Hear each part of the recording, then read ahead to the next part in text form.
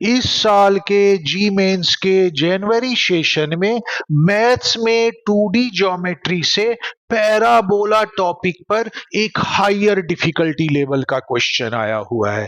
इस क्वेश्चन को तुम तभी सॉल्व कर पाओगे जब तुम्हें पैराबोला के कॉन्सेप्ट की अच्छी समझ हो और तुमने उसकी प्रैक्टिस कर रखी हो।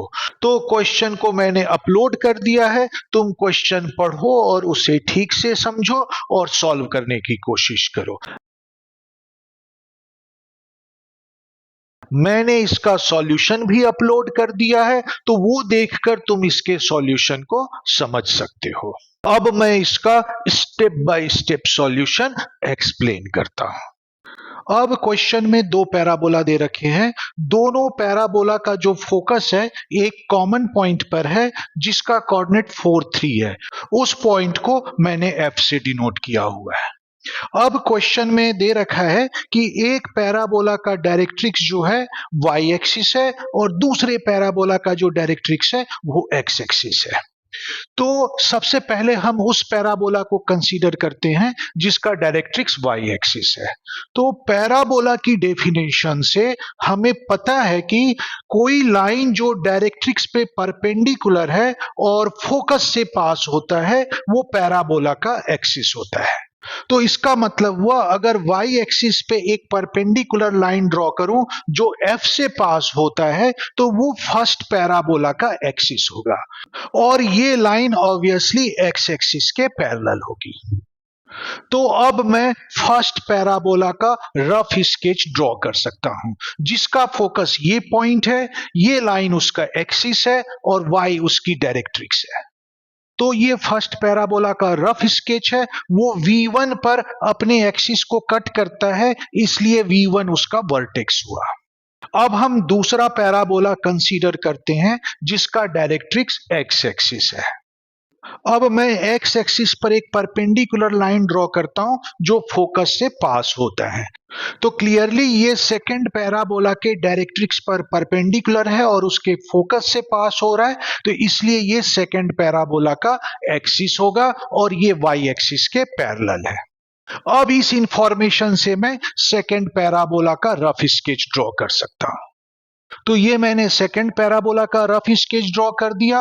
वो अपने एक्सिस को V2 पॉइंट पर इंटरसेक्ट करता है, इसलिए V2 इस पैराबोला का वर्टेक्स होगा। अब ये दोनों पैराबोला एक दूसरे को AB पॉइंट पर इंटरसेक्ट करते हैं। तुम्हें इस क्वेश्चन में AB के स्क्वायर की वैल्यू पूछी है, मतलब AB लाइन सेगमेंट के लेंथ के स्क्वायर की वैल्यू पूछी है। अब देखो इसमें पैराबोला का कॉन्सेप्ट कैसे यूज होगा। अब पैराबोला के डेफिनेशन से हमें ये पता है कि पैराबोला के किसी भी पॉइंट की डायरेक्ट्रिक्स से जो परपेंडिकुलर डिस्टेंस होती है उतनी ही डिस्टेंस उस पॉइंट की पैराबोला के फोकस से भी होती है। तो ये जो पहला इंटरसेक्टिंग पॉइंट A है ये दोनों पैराबोला पे लाई करता है। अब हम पहले फर्स्ट पैराबोला को कंसीडर करते हैं। फर्स्ट पैराबोला के लिए y उसका डायरेक्ट्रिक्स है, तो सपोज A की y से जो परपेंडिकुलर डिस्टेंस है वो k है। इसका मतलब हुआ इस A पॉइंट की इस पैराबोला का फोकस जो F है उससे भी डिस्टेंस k ही होगा। अब देखो ये A जो है सेकंड पैराबोला पे भी लाई करता है और ये F जो है सेकंड पैराबोला का फोकस भी है। इसका मतलब हुआ सेकंड पैराबोला पे जो पॉइंट A है उसकी सेकंड पैराबोला के फोकस से जो डिस्टेंस है वो K है। इसका मतलब हुआ इस पॉइंट की सेकंड पैराबोला के डायरेक्ट्रिक्स से जो डिस्टेंस है वो भी K होगा, क्योंकि पैराबोला की यही डेफिनेशन है। मतलब A पॉइंट की सेकंड पैराबोला के डायरेक्ट्रिक्स जो कि x एक्सिस से उससे डिस्टेंस k होगी। तो ये देखने में इक्वल नहीं लग रहा है क्योंकि मैंने रफ डायग्राम बनाया है, तो दिखावे पे मत जाओ, जो एक्चुअल चीज है उसको कंसीडर करो। इसकी वैल्यू भी बाय डेफिनेशन k ही होगी। अब इस एनालिसिस से हमारे पास क्या इंफॉर्मेशन आ गई? इस एनालिसिस से हमारे पास इंफॉर्मेशन आ गई कि ये जो ए पॉइंट है उसकी वाई एक्सिस से भी परपेंडिकुलर डिस्टेंस के है और एक्स एक्सिस से भी परपेंडिकुलर डिस्टेंस के है, और इस बेसिस पे तुम क्या रिजल्ट निकाल सकते हो? तो हमें पता है कि किसी भी पॉइंट की कोऑर्डिनेट एक्सिस से जो डिस्टेंस होता है वही उसका कोऑर्डिनेट होता है। तो किसी भी पॉइंट का y एक्सिस से जो परपेंडिकुलर डिस्टेंस है वो उसका x कोऑर्डिनेट होगा। इसका मतलब a का x कोऑर्डिनेट k है। किसी भी पॉइंट का x एक्सिस से जो परपेंडिकुलर डिस्टेंस है वो उसका y कोऑर्डिनेट होता है। मतलब a पॉइंट का y कोऑर्डिनेट भी k है। इससे क्या पता चला? इससे पता चला कि a का जो कोऑर्डिनेट है वो k होगा। तो क्लियर है? इतनी इंफॉर्मेशन समझ में आ गई? ये सबसे मेन इंफॉर्मेशन था। अब अगर हम इन दो में से किसी एक पैराबोला का इक्वेशन फाइंड आउट कर लें तो हमारा सॉल्यूशन आ जाएगा। तो हम अब फर्स्ट पैराबोला की इक्वेशन फाइंड आउट करते हैं। अब पैराबोला की प्रॉपर्टीज से हमारे पास इंफॉर्मेशन होता है कि जो पैराबोला का वर्टेक्स है वो पैराबोला के फोकस और पॉइंट जहां पे पैराबोला का एक्सिस और डायरेक्ट्रिक्स इंटरसेक्ट कर रहे हैं उन दोनों का मिड पॉइंट होता है। तो इसका मतलब हुआ अगर फर्स्ट पैराबोला का एक्सिस और फर्स्ट पैराबोला का डायरेक्ट्रिक्स Q पॉइंट पे इंटरसेक्ट कर रहे हैं और F उस पैराबोला का फोकस है तो उसका जो वर्टेक्स होगा वो Q और F का मिड पॉइंट होगा। क्योंकि फर्स्ट पैराबोला का जो एक्सिस है वो एक्स एक्सिस के पैरेलल है, इसलिए अगर f का y कोऑर्डिनेट 3 है तो q का भी y कोऑर्डिनेट 3 होगा, और क्योंकि q पॉइंट y एक्सिस पे लाई करता है तो उसका x कोऑर्डिनेट 0 होगा। इसका मतलब q का कोऑर्डिनेट 0 और 3 हुआ।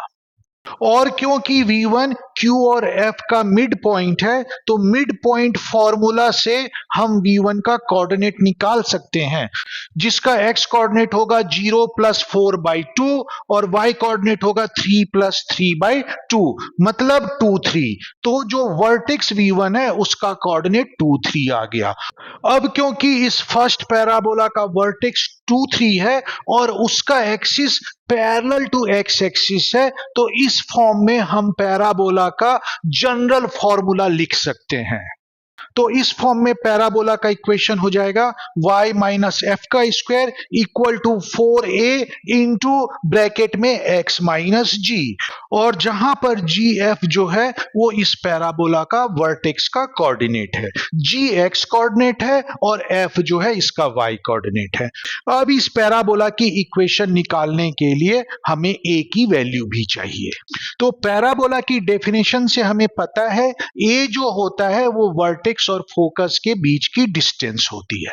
तो यहां पर देखो वर्टेक्स और फोकस वो दोनों एक्स एक्सिस के पैरेलल लाइन पर है, तो सिंपल एनालिसिस से हम डिस्टेंस निकाल सकते हैं कि इन दोनों के बीच डिस्टेंस जो होगा उनके एक्स कोऑर्डिनेट का डिफरेंस ही होगा, मतलब 4 - 2 = 2 होगा। वैसे तुम डिस्टेंस फॉर्मूला से भी डिस्टेंस निकाल सकते हो, डिस्टेंस फॉर्मूला लगाओगे तब भी इनके बीच का डिस्टेंस 2 ही आएगा। तो a की वैल्यू हमारे पास 2 आ गई। अब इन वैल्यूज को पैराबोला की जनरल इक्वेशन में रिप्लेस कर दें, मतलब f की जगह 3 रख दिया, g की जगह 2 रख दिया और a की जगह 2 रख दिया, तो पैराबोला का इक्वेशन आ जाएगा y माइनस 3 का square equal to 4 into 2 into bracket में x माइनस 2। अब ए पॉइंट जो है इस पैराबोला पे लाई करता है, इसलिए ए का कोऑर्डिनेट इस पैराबोला की इक्वेशन को सेटिस्फाई करेगा।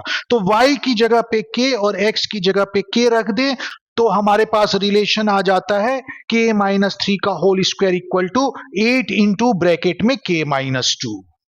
अब यहां पर a minus b whole square का फॉर्मूला लगा दो और यहां पे 8 को ब्रैकेट के अंदर मल्टीप्लाई कर दो तो मेरे पास एक्सप्रेशन आ जाता है k square minus 6k plus 9 equal to right side में 8k माइनस 16। अब अगर राइट साइड के टर्म को लेफ्ट साइड में ले आऊं तो मेरे पास एक्सप्रेशन हो जाएगा के स्क्वायर माइनस 6k और ये 8k इधर आएगा तो माइनस 8k होगा, तो ये दोनों एड अप होके माइनस 14k बना देंगे। माइनस 16 इधर आएगा तो वो प्लस 16 हो जाएगा, तो 9 के साथ एड अप होके वो 25 बना देगा और राइट साइड में इक्वल टू 0 हो जाएगा। तो मेरे पास एक्सप्रेशन आ जाएगा k square minus 14k plus 25 equal to 0। तो इस तरह से k जो है एक क्वाड्रेटिक इक्वेशन में आ गया। अब इस क्वाड्रेटिक इक्वेशन को सॉल्व करके हम k की वैल्यू निकाल सकते हैं। तो अब इसको क्वाड्रेटिक इक्वेशन से कंपेयर करें तो a की वैल्यू 1 है, b की वैल्यू माइनस 14 है और c की वैल्यू 25 है।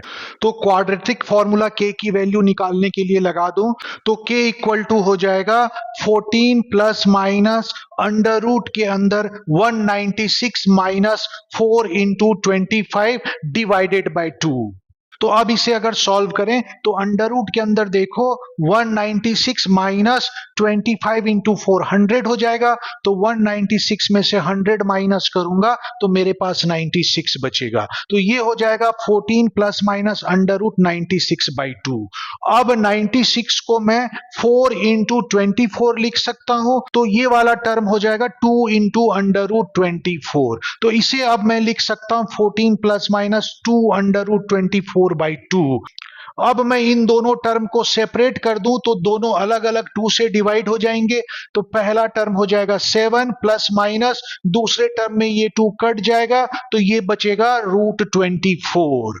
तो इस तरह से k की वैल्यू 7 प्लस माइनस रूट 24 आ जाएगी। मतलब हमारे पास k की दो वैल्यू आ जाएगी, 7 प्लस रूट 24 और 7 माइनस रूट 24। तो ये जो दो k की वैल्यू है ये एक्चुअली में इन दो पॉइंट के कोऑर्डिनेट को स्पेसिफाई कर रहा है। देखो इस पॉइंट का जो कोऑर्डिनेट है वो के है।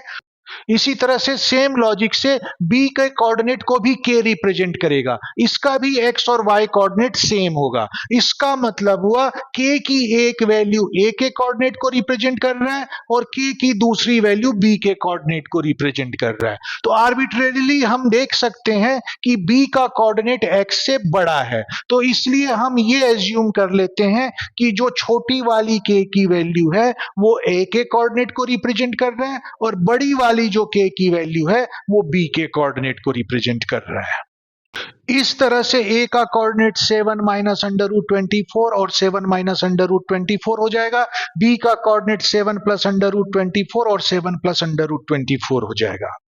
अब इन दोनों पॉइंट के बीच डिस्टेंस फॉर्मूला लगा देते हैं। तो डिस्टेंस फॉर्मूला का जो स्क्वायर होगा, मतलब ए बी स्क्वायर जो होगा वो होगा एक्स कोऑर्डिनेट के डिफरेंस का स्क्वायर। तो देखो जैसे ही एक्स कोऑर्डिनेट का डिफरेंस करूंगा तो 7 और 7 कट जाएगा और रूट 24 एड अप हो जाएगा, तो ये हो जाएगा 2 रूट 24। तो 2 रूट 24 का स्क्वायर आएगा प्लस वाई कोऑर्डिनेट के डिफरेंस का स्क्वायर। तो देखो अगर मैं वाई कोऑर्डिनेट का भी डिफरेंस करूंगा तो 7 और 7 कट जाएगा और रूट 24 और रूट 24 एड अप हो जाएगा, तो यहां भी 2 रूट 24 का स्क्वायर आ जाएगा।